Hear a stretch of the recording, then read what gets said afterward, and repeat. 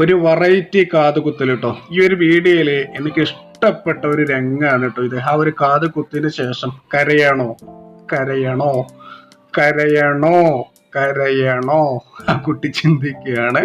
പക്ഷെ വേണ്ട, ചിരിക്കാം. ഇത് ഈ ഒരു വീഡിയോയിൽ എൻ്റെ മനസ്സിൽ തട്ടിയ ഒരു രംഗാണ് കേട്ടോ ഇത്. വീഡിയോ കാണുമ്പോൾ തന്നെ മനസ്സിലാവും കാത് കുത്താൻ പോണ ഒരു രംഗാണ് എന്നുള്ളത്. എന്തായാലും ഇതേപോലത്തെ വീഡിയോസൊക്കെ ഇപ്പോൾ ഒരുപാട് നമ്മൾ കണ്ടതാണ്.